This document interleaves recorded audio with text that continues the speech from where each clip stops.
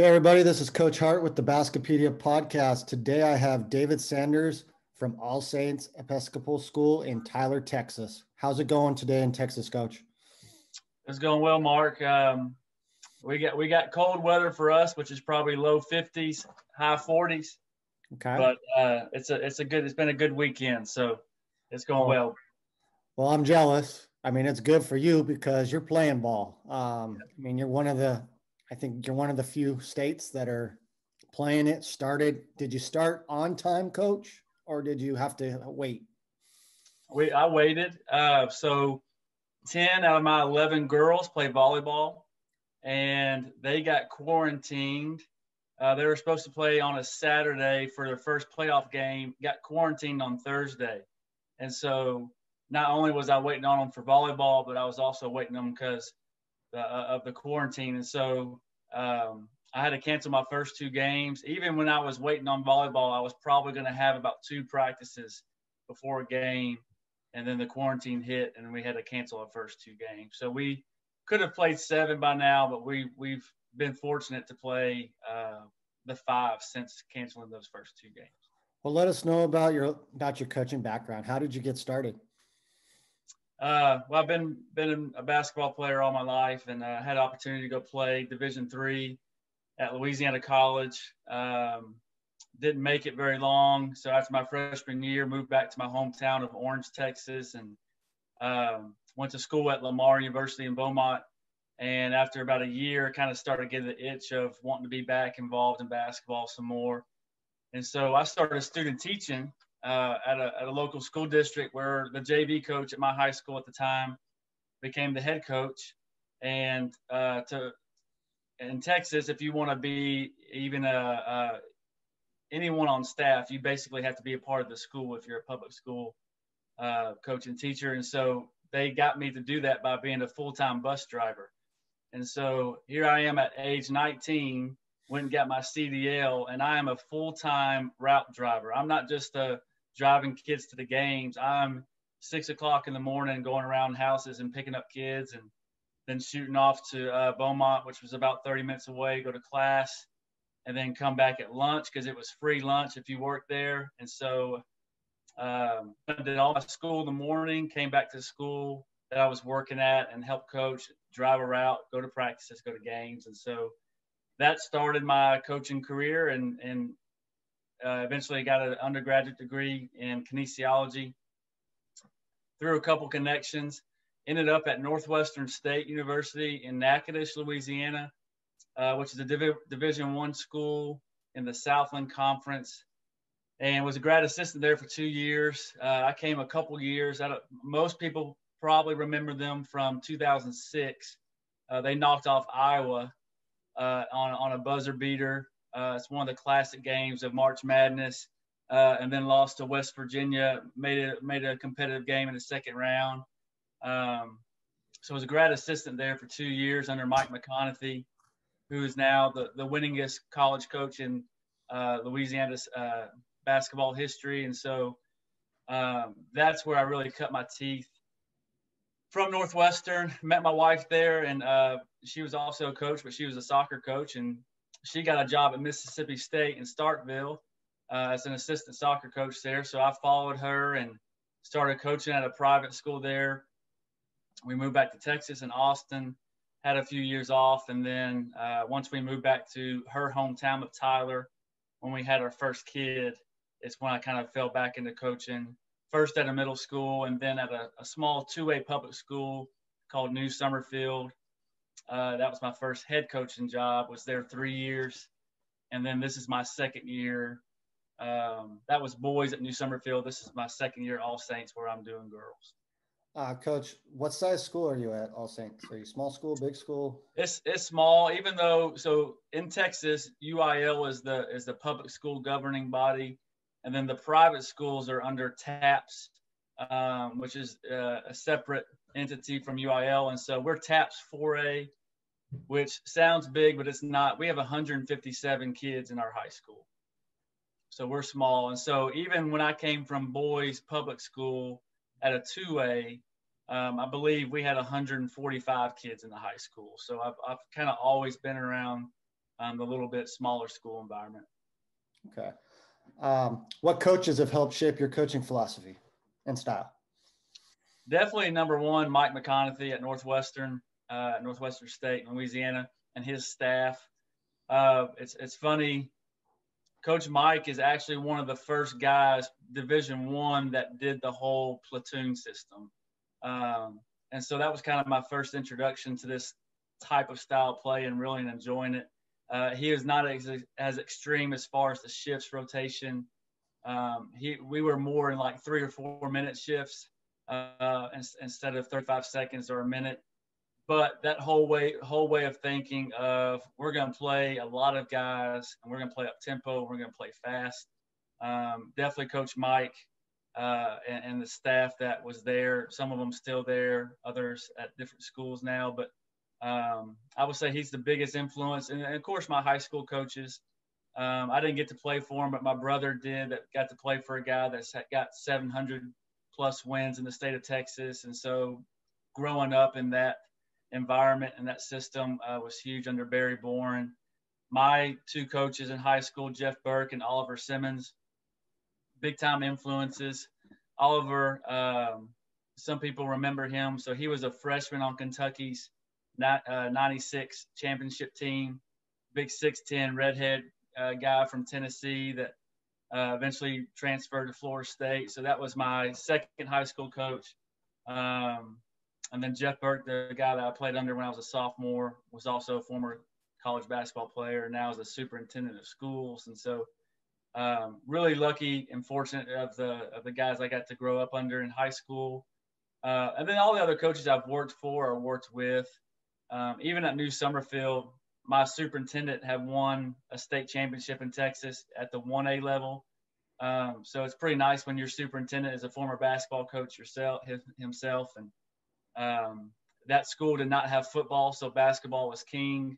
So that was really cool on the boys' side to really be like the sport that people look to. Even my principal was the former girls basketball coach.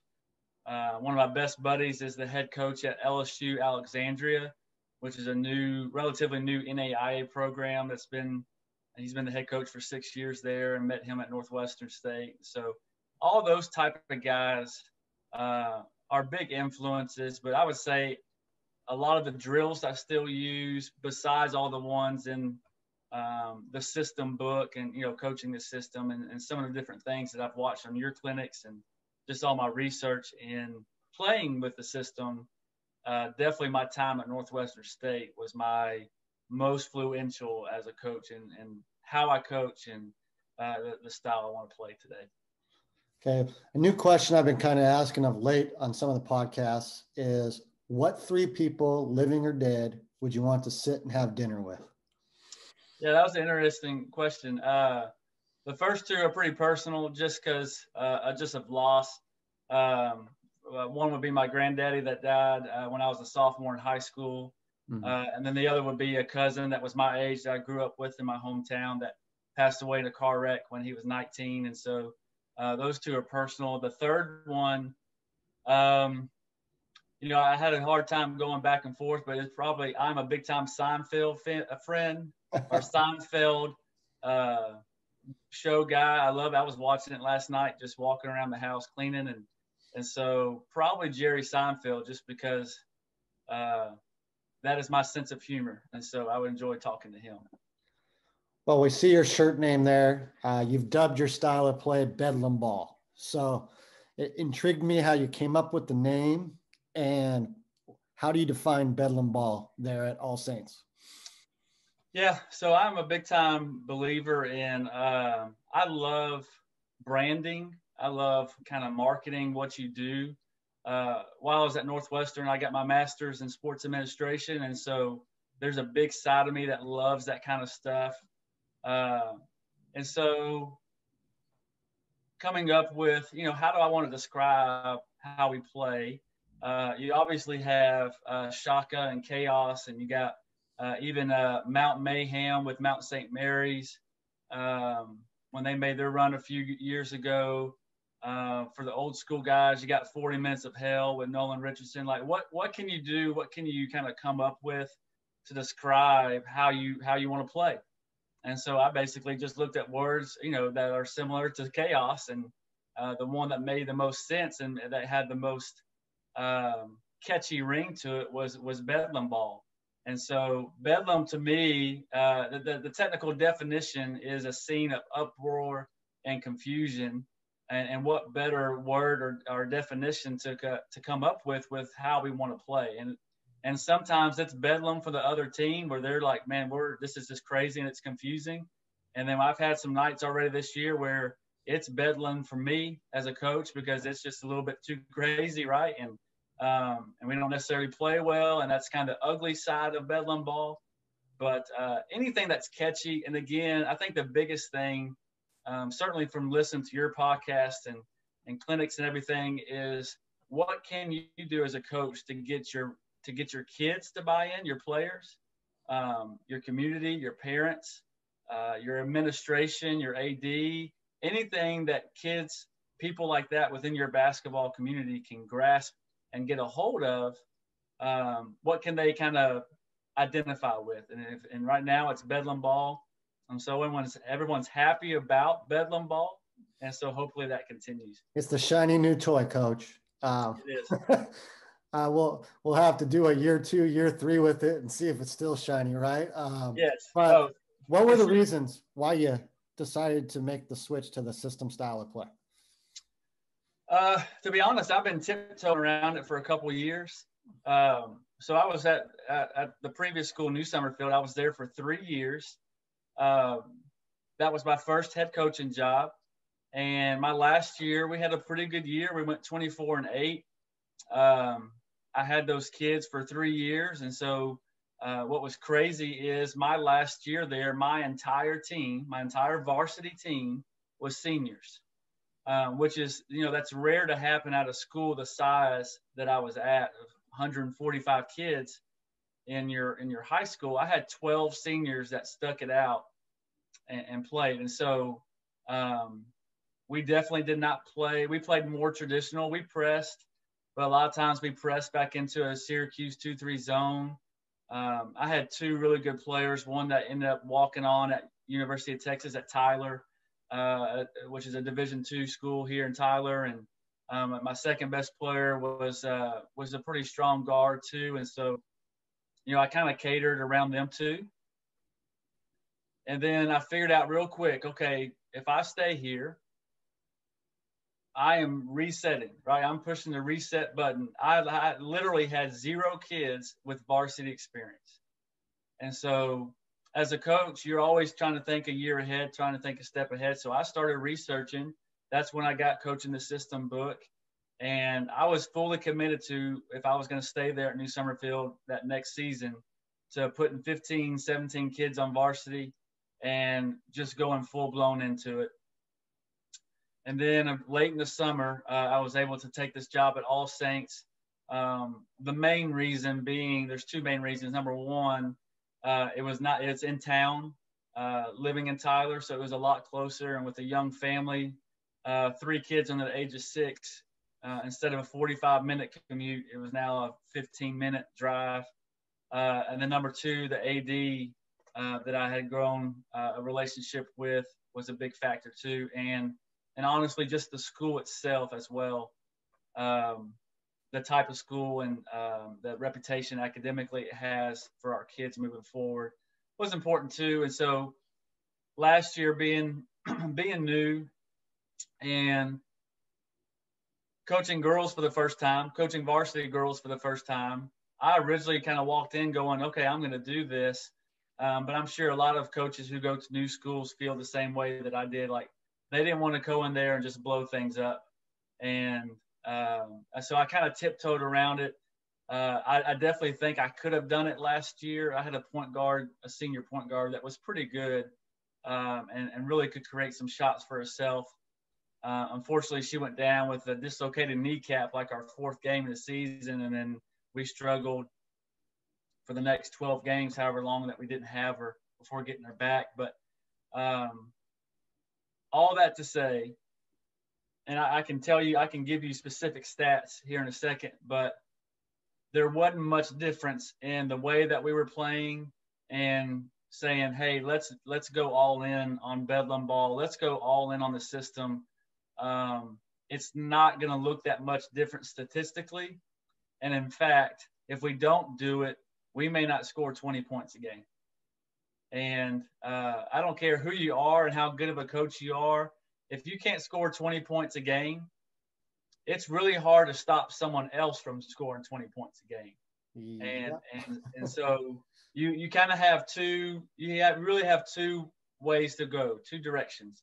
You either play like I decided to play, or you slow it down. Mm-hmm. You run flex. You try to take 3 shots a quarter, whatever you can come up with to just kind of keep yourself in the game. But as most basketball coaches know, if you don't have the skill to hold on to the ball that long, it's probably not going to end up well, right? It's probably a turnover regardless. And so why not do the opposite? Why not do the fun and make it something that the kids can really look back on in their high school career that, man, basketball was a fun time. I really enjoyed playing. So I take it no shot clock in Texas. We have no shot clock. It's actually been voted on.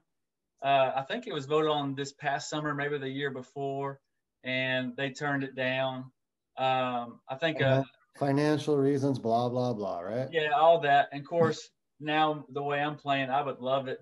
Yeah, I have it. So that's what I was saying is laughing at your thing where can't hold on to the ball. I don't know how many times over the course of my career, because I haven't coached without a shot clock.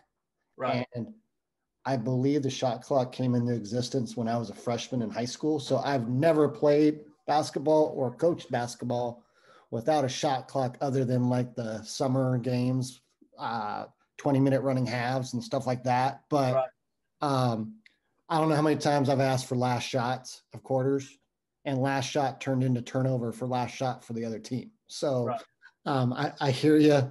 And I have the same philosophy where you either play super fast, or I use the analogy, you play Princeton and you try to hit those gut shot threes with 5 seconds left on the shot clock here. So you can't just hold it here. So I don't know how you guys are running Bedlam Ball and the system when people can just 4-corner you and just say, hey, come get me, and make that shift extend if the refs aren't blowing a whistle or you're not fouling. I mean, well, I think especially at the level that I'm at, and there, first of all, there are some really, really strong, smaller schools, especially in East Texas, but all over the state, small towns that have a very strong, great basketball tradition where their kids grow up in it, right? And they develop that IQ, and coaches may have them from little dribblers, youth age groups, all the way through their senior year. So if we ever run into those teams, and I purposely don't schedule those type of teams because it probably wouldn't look good for us, but those teams with that high basketball IQ, like either one, they're going to have enough skill to run with us and be able to not let the press or whatever affect them as much and all that good stuff, or they have the knowledge and the wherewithal to be able to do a delay and make us just spread out and run all over the place and kind of and waste time that way. So it's definitely, I think it hadn't hurt us yet, but it definitely can get to the point where it can be costly for sure. So you bought the book, you came to a couple Zoom clinics over the course of March, April, May, June, July-ish. What style did you decide on doing? Are you copying Olivet, or are you doing your own type of thing? What did you decide on? It's kind of it's a hybrid, if you want to call it that. I know you use that word a lot. I would say if I'm copying anyone, it's more Olivet. Mm-hmm. I do think for girls, and I've heard several coaches say this, I love what Grinnell does. I just don't know if in girls, if it's really, you got to really have you have to have at least 2 strong point guards that can make those reads and passes. Mm-hmm. And then you got to have the other girls that IQ wise know their roles and truly know what that means. My team specifically, as of right now, we don't have the skill to really do a dribble drive, to be honest. And so I've kind of implemented just your more traditional fast break, right, with a rim runner. I have been watching some of your stuff, and I really like it. I just don't know if we're quite there yet skill-wise on like a two-sided fast break. Mm-hmm. I like how that spreads out the floor. I am fortunate enough this year to have a big girl, a 6-foot girl that is probably my best decision maker. She didn't play last year because she wanted to pursue volleyball in the summer and try to get a volleyball scholarship, but she did come out her senior year, and so I let her play outside, a little bit, but I also want her down the block some, and so we try to flow in. It's not always pretty, but one thing Coach Mike is known for is the Buna power offense, which people here locally know what that means. It's basically a drag, roll, and replace ball screen offense. And so we kind of flow into that as best we possibly can. But honestly, I think most probably system coaches would hopefully agree with this. I hope we don't even ever get to that point. Correct. Right? We do run it, and a lot of girls teams here run zone, so it's not like we're going to face a man-to-man pressure or even half-court man every single game. We'll probably play a man once every 6 or 7 games. Everyone else is probably playing a zone. But the goal is to never even really run that. The goal is hopefully the ball is getting up the floor, and I really like what is it Tipton, the one that's done the two-sided break? Yeah. That I really like that phrase of early and opposite. And so this last week has been my focus and practice on our guards. Like, let's kick the ball up early and opposite and see what happens, and then go attack or dribble in there and get the paint and kick it out for a 3. But again, it doesn't always look like that, and that's fine. But if I had to say that's my style offensively, it's definitely not structured Grinnell. It's more of let's just get it and go and see what happens. Coach, I'll be honest with you, I don't even know. There's hardly any men's teams, boys teams, high school boys teams really running the traditional Grinnell anymore. Most people are going Olivet version or even Greenville 5-out and even a ball screen or whatever. They're just playing more open and free. They're not setting staggards and doing that. Hardly anyone is. And I think that takes a lot of I'll just be honest. I don't have basketball kids, and I grew up playing basketball all my life, so I can come down. I could be able to run down and go set a staggered screen and really know what that means and headhunt and then roll or slip, whatever you got going on. But to teach kids, in my case, girls specifically, hey, you should run here and set a screen. And if they come off the screen this way, you do this. If they come off the screen this way, or if the defender follows you, then you curl, right? I simply do not have enough time in my day, as much time as I get with them I can spend all practice on that. And then here we go, and we play a team, and they play nothing but zone, and now we don't do it at all. So I like the freedom of it. And if anyone's watching that or listening that coaches girls basketball, that girls basketball a lot of time is just chaos and random stuff anyway. Because in my experience, girls run into each other for no reason. They fall down the floor for no reason. It's part of what makes Bedlam Ball for girls fun, I think, because there's a little bit of that anyway, just in a girls basketball game. And so now it kind of gets to use that part of their game, hopefully to our advantage. What did you decide on the defensive end? Did you just put one press in, or do you have a couple in? I've got a couple. So out of my 11 girls, I do have 6 returners. Actually 7 returners. And so last year we would run a 2-2-1 off of like made free throws. And so this year, that what I consider my first group, if I had to say my top 5, just because they've got experience with it. I can put them in that 2-2-1 on made baskets and them have a pretty good idea of what's going on.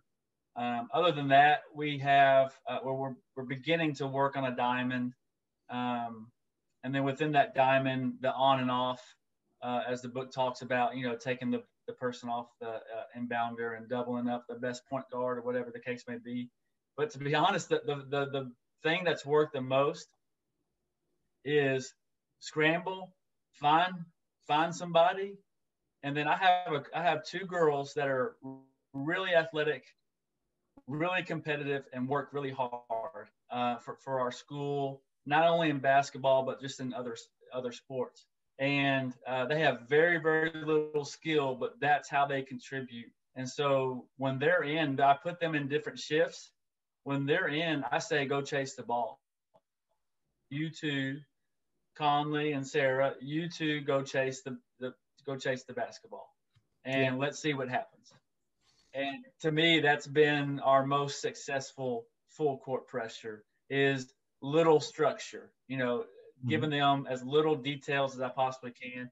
And then on top of that, I think every coach wants to be unique, and how can I put my own little fingerprint on what we're trying to do? On top of that, I'm really trying to force left. I'm really trying to make girls dribble with their left hand all up and down the court. And we have a ways to go on that thinking and what that looks like. But it's hard to implement that, I think, at the same time.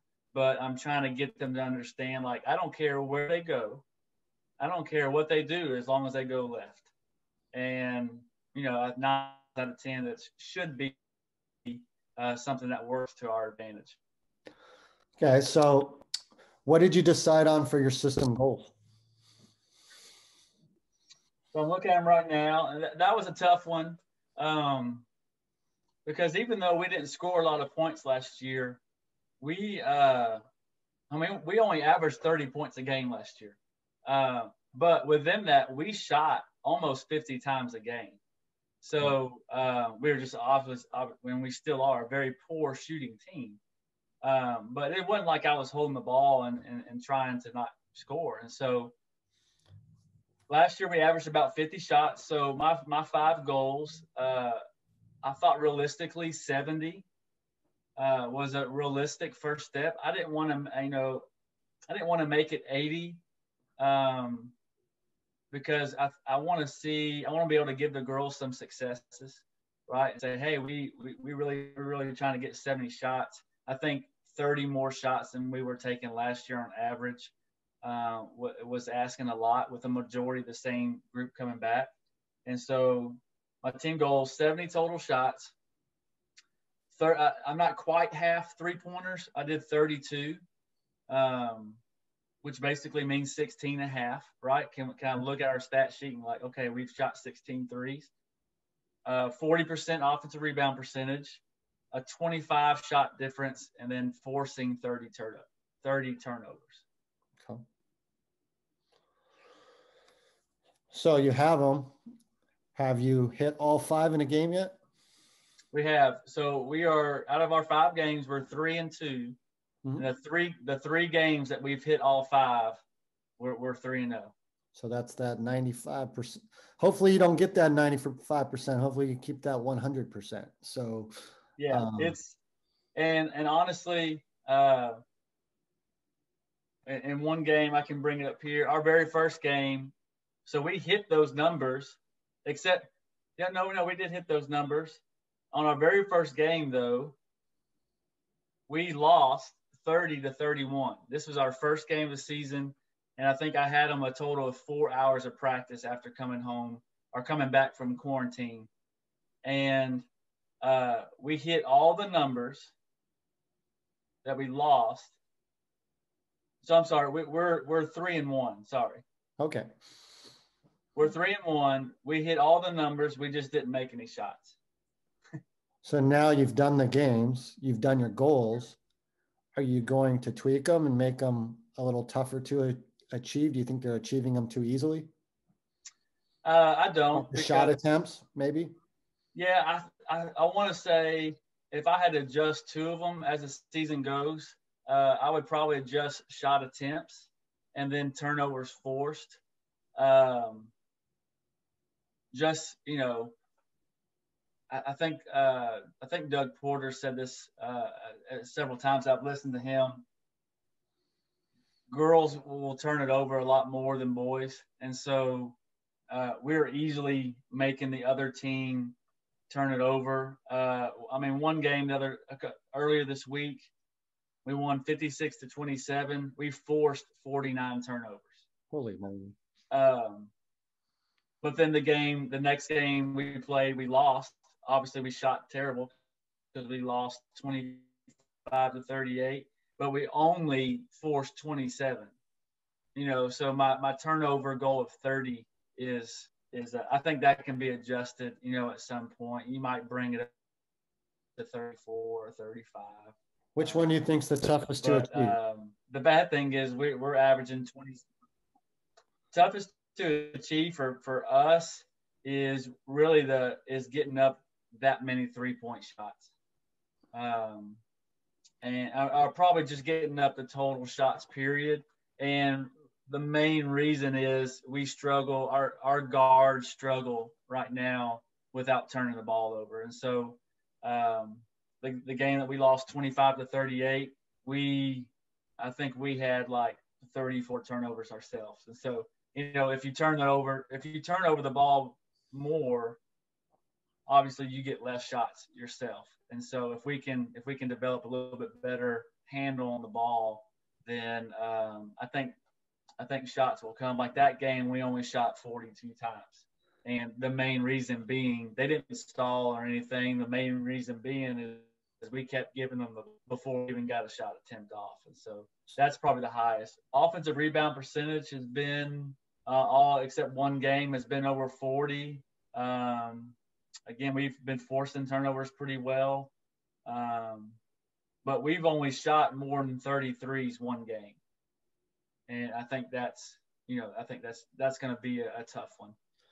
Well, I would think coaching girls, it sounds like you're getting the turnovers, but it may be that they're traveling or throwing the ball out of bounds. So it's not a lot of live ball turnovers. Yes. See, to me, if I coach girls, I don't think I'd ever hit the 3-point number because I'd hopefully be too busy stealing the ball and going and make layups. Well, and honestly, the games that we've been successful is that's probably been the most threes this year that we've made in the game is 8. Most of our games we're only making 3 or 4 3-pointers, and so obviously we got a lot of work to do on shooting, but that is us in a nutshell. Like that very first game when we lost 30-31, we win by 20. Again, I had just only had my team for 4 hours, so I had zero expectations walking into that game, and that's 4 hours of practice after 2 weeks of quarantine and doing nothing. And so if that's a game where we make 10 of our freebie layups, we're winning by 15, 18 points. But that's how it goes. And that's why I really feel like for girls, it can be effective. I can't tell you how many times I look over at the bench and it's a 3-on-0 fast break for them, the other team, or 2-on-1 or whatever the case may be, and they don't score.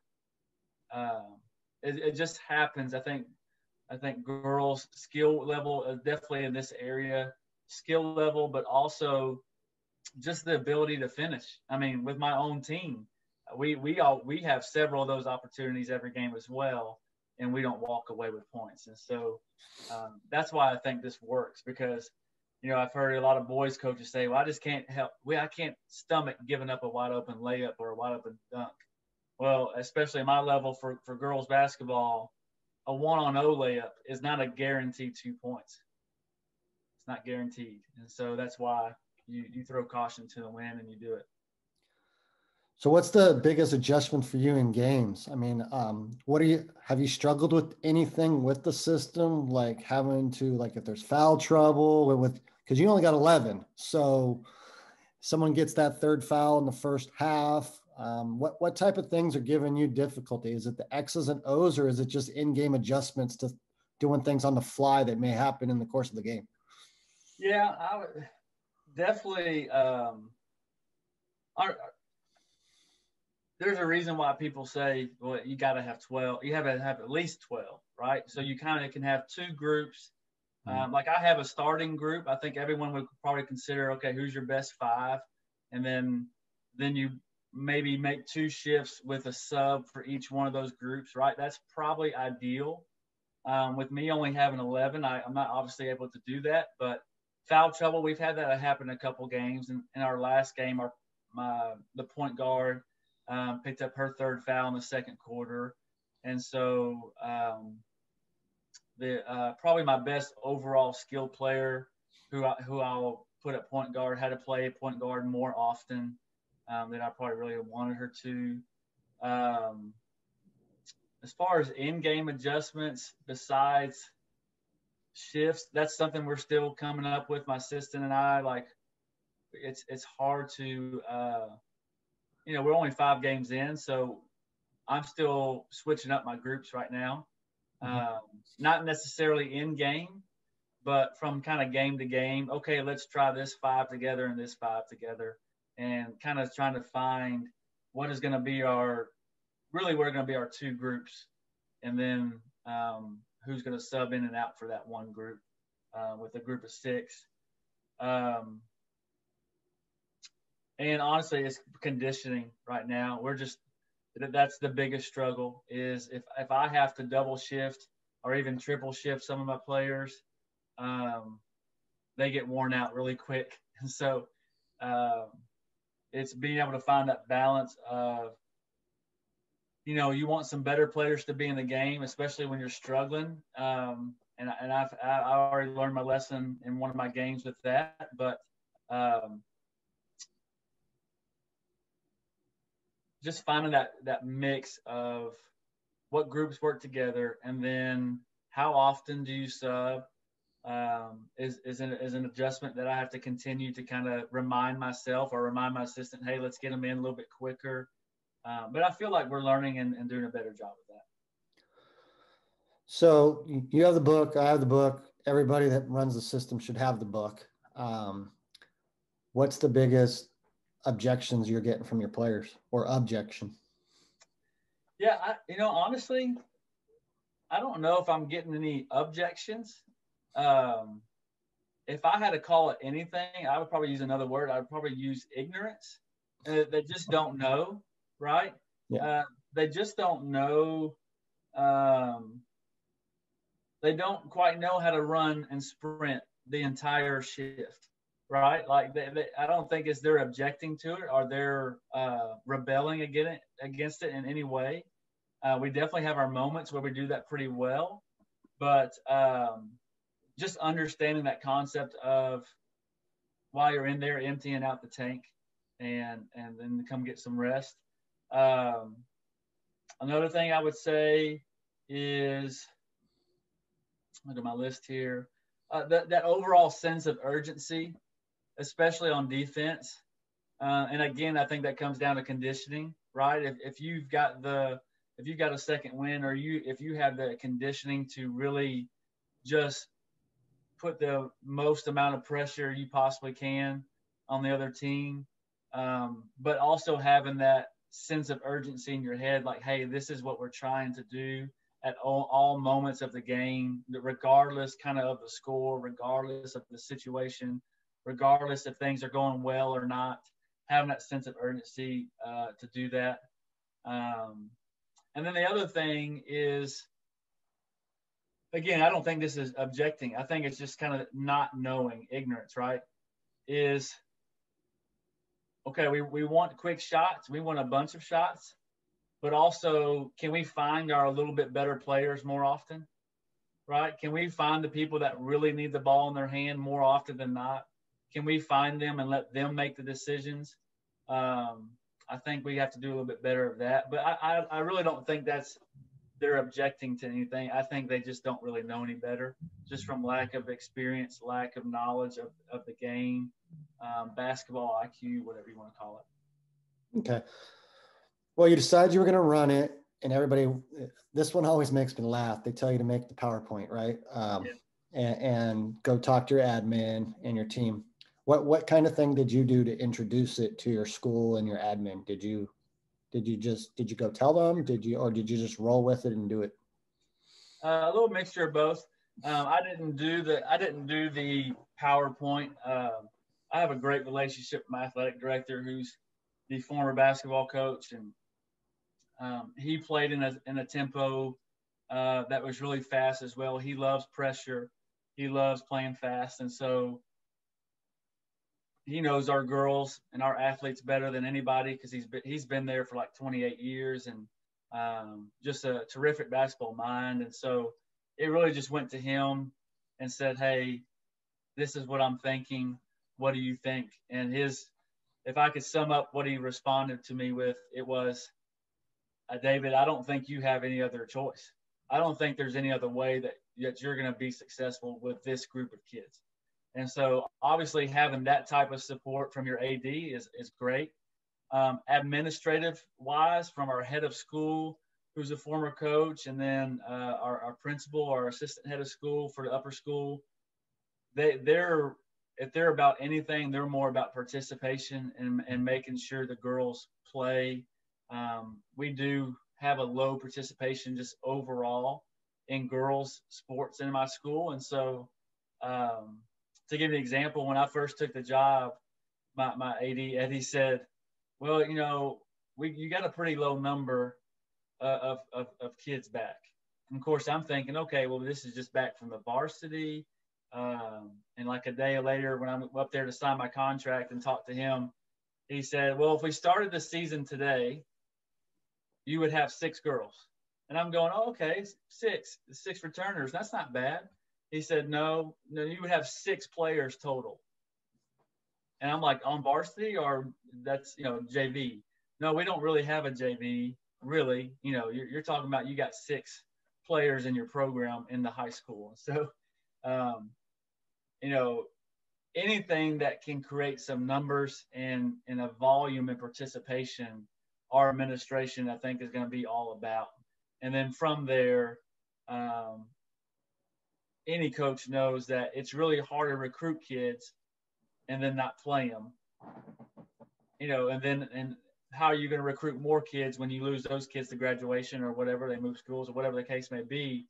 The participation element of system style basketball is really, really appealing to me. And so fortunate enough to have an AD that's like, "David, it's your program. You do whatever is best."